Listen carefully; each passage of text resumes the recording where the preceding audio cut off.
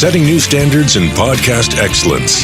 You have joined the WBT, fully focused on business and taxes.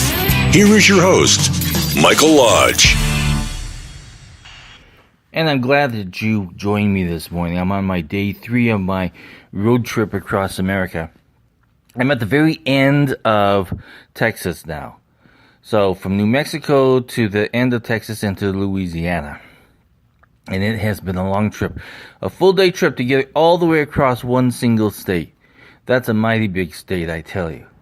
But as you're driving across the state, you learn that you're going from a desert, practically, or what they call the plains.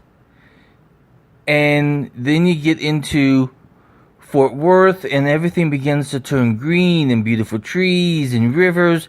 And then finally you cross the Mississippi into Louisiana. But going across, the weather has been very mean. But at the same time, when the rains come down and it falls upon the deserts and the bushes and the grass of the plains, it turns it bright green. And so I came across at probably the best time of year when you can see everything so bright and green and beautiful. The only problem is that you get reminded of how bad the weather can get, because when you stop at a rest stop and you look up at the sign that says restrooms, it also says tornado a shelter. So in case the tornadoes come in, you can go in there for your shelters.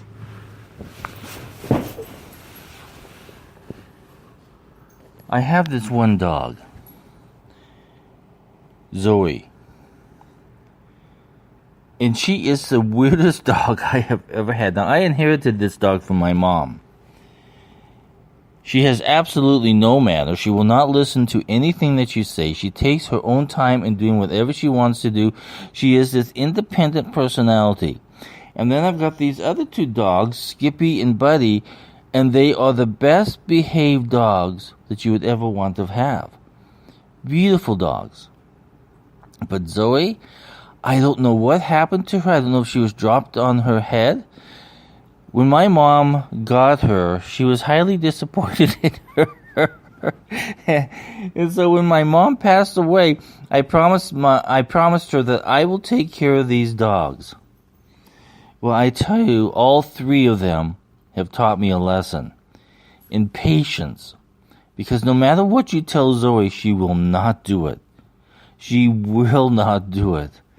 And she's doing it right now as I'm in my hotel room.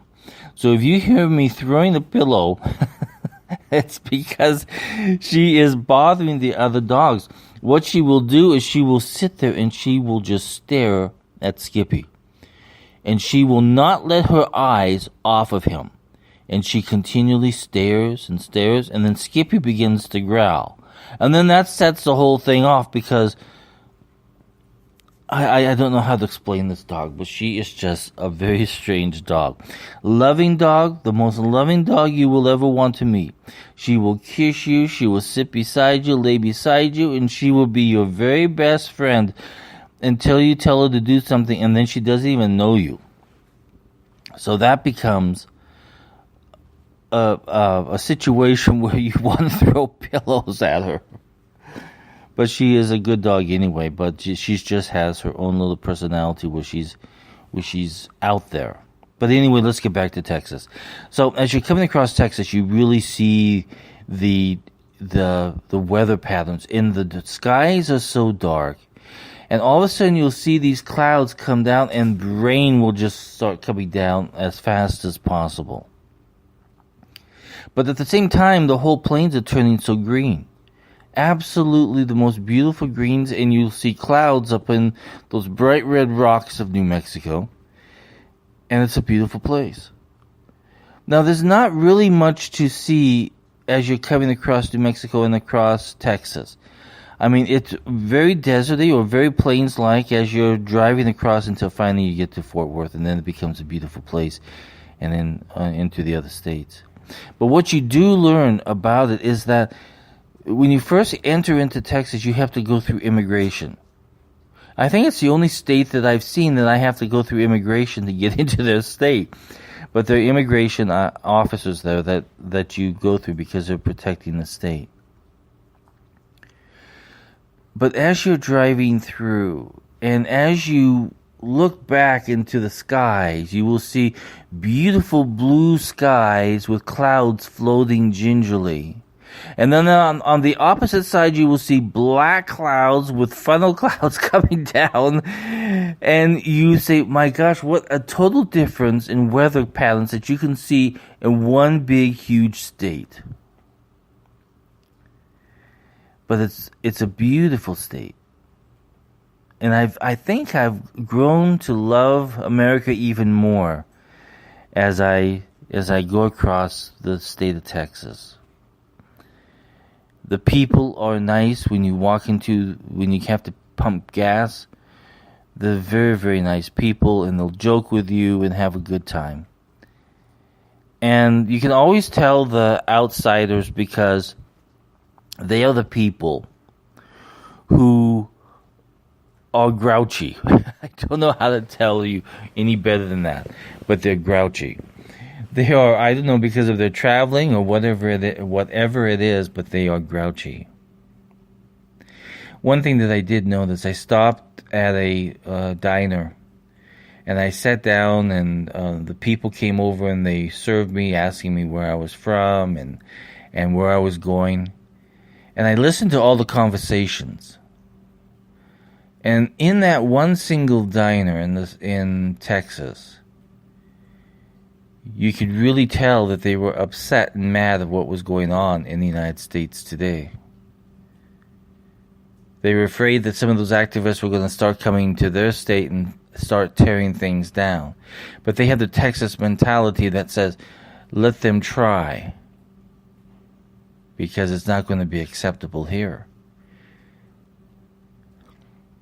And I listened to stories of grandparents and children, and because it seemed like this diner was a place where everybody came to chat. I remember when I was young and my dad would disappear. He'd tell my mom, I'm going to go down and get a newspaper to read. And he'd be gone for 2 whole hours.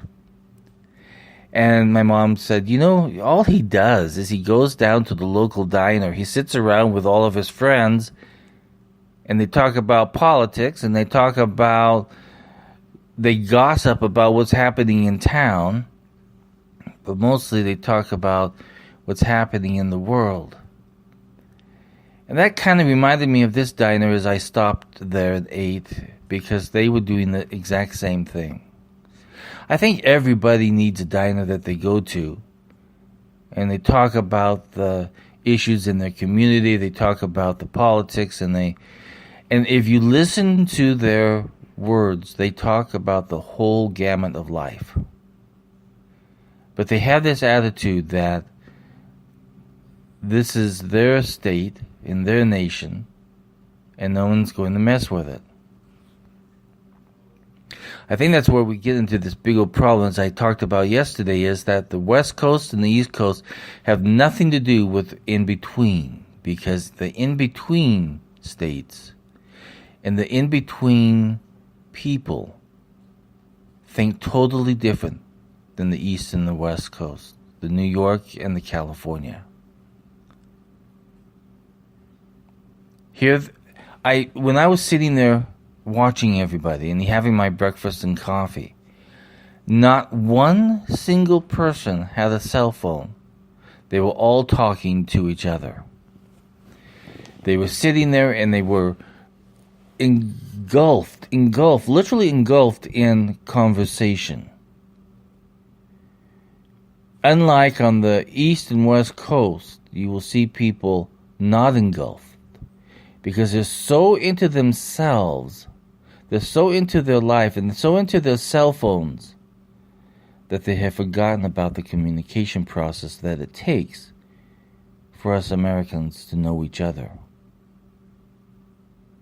I think as I'm going through New Mexico and Texas, and pretty soon into Louisiana, I can hardly wait to have breakfast in Louisiana, because there I will get even more information. But it is so interesting because even as I'm sitting there, I'm having conversations with people across the hallway from me, talking about all kinds of things. Not one time did I pick up a phone, except to take a picture of my coffee. But I thought, this is what life is supposed to be about. It's not supposed to be about cell phones. It's supposed to be about you and I sitting down with a cup of coffee and talking about life. So we have to change our ways. I think this trip, even though I've only gone through 3 states, but one state that was so large than any other state, I've learned that people communicate with each other. And they take the time to know each other. And they take the time to know their neighbors and their family members and those around them. We that came from California and also New York, you have forgotten what it takes to know your friends through conversation, to know your co-workers through conversation, to know your family through conversations. We have got to get back to this social life of talking. Sitting there with your cell phone is not a social life. It's teaching you nothing except to text faster. But the greatest gift that you can give is the communication and listening and talking to the people that are around you.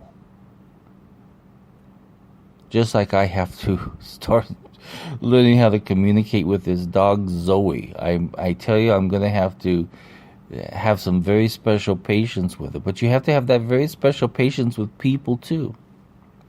Not everybody's going to agree with you politically or socially. But you listen and you discuss it. And you still walk away as friends. So Texas has taught me that there's a great diversity in weather. You have to expect a tornado once in a while to come through and be prepared for it. And the rains come down into the plains and turn everything this bright green. And that people are to be talked to and listened to, and that the communication process has got to become better. So think about it just a little bit. I'm off to several other states here. I hope to get through them all and hopefully get into South Carolina late this evening. I have no bed there yet. All my furniture is sitting in the garage piled up, which means I'm going to have to pull a mattress and throw it onto a floor probably, so I can at least sleep. But I look forward to getting there, setting things up, setting up the new office there, and begin my new communication process of talking to people on a daily basis and put their cell phone to the side. I'm recording this podcast on my cell phone, so that's why I don't have the best speaker, microphone ability.